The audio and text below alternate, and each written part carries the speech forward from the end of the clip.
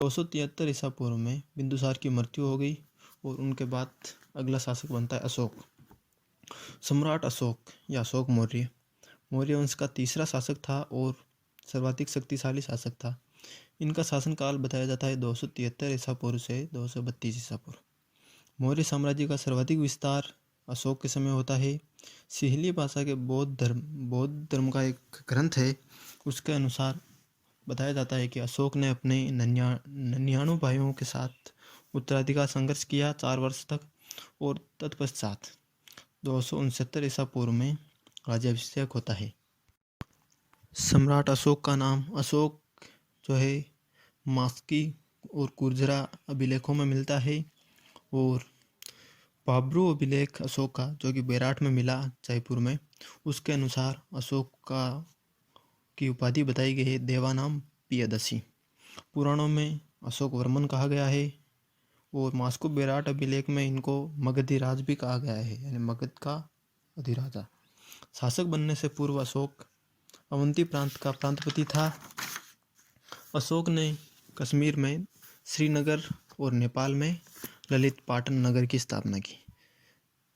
अशोक के समय 261 ईसा पूर्व में कलिंग नामक स्थान जो कि उड़ीसा में है, वहाँ युद्ध होता है।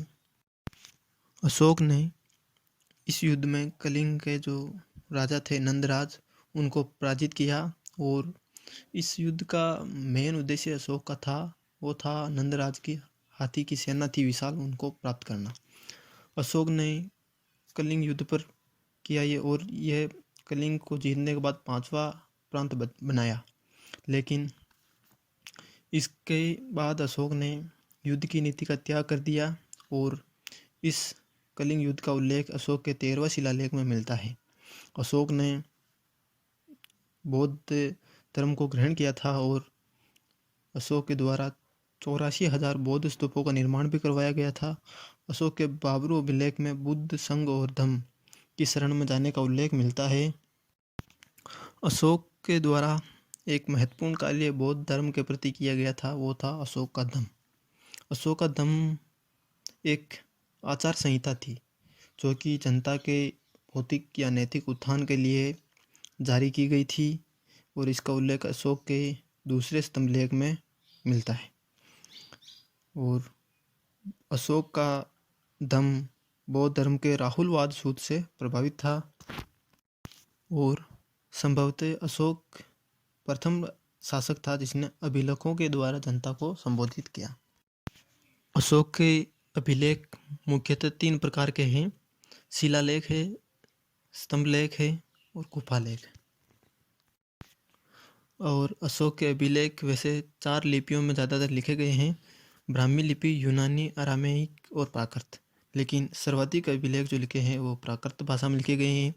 अशोक के अभिलेखों का सर्वप्रथम पता 1750 ईस्वी में टिफेन थेलर द्वारा लगाया गया था और प्रथम प्राप्त अभिलेख था दिल्ली मेरठ अभिलेख। प्रथम पढ़ा गया अभिलेख था दिल्ली टोपरा अभिलेख और अधिकतर अभिलेख प्राकृत या ब्राह्मी लिपि में थे। अशोक के समय कुल 5 प्रांत थे। उत्तरापथ जिसकी राजधानी तक्षशिला थी, दक्षिणापथ जिसकी राजधानी सुवर्णगिरी थी, प्राची उसकी राजधानी थी पाटलिपुत्र, अवंती की राजधानी थी उज्जैन और 5वां और अंतिम प्रांत था कलिंग की राजधानी थी तौसली। अशोक के बाद मौर्य साम्राज्य में उनके पुत्र कुणाल जो है राजा बनते हैं। उनके बाद दशरथ, संप्रति, शालिशोक और मौर्य साम्राज्य का अंतिम शासक होता है वृहदर्थ, जिसकी हत्या उनके सेनापति पुष्यमित्र द्वारा कर दी गई और शुंग वंश जो अगला वंश उसकी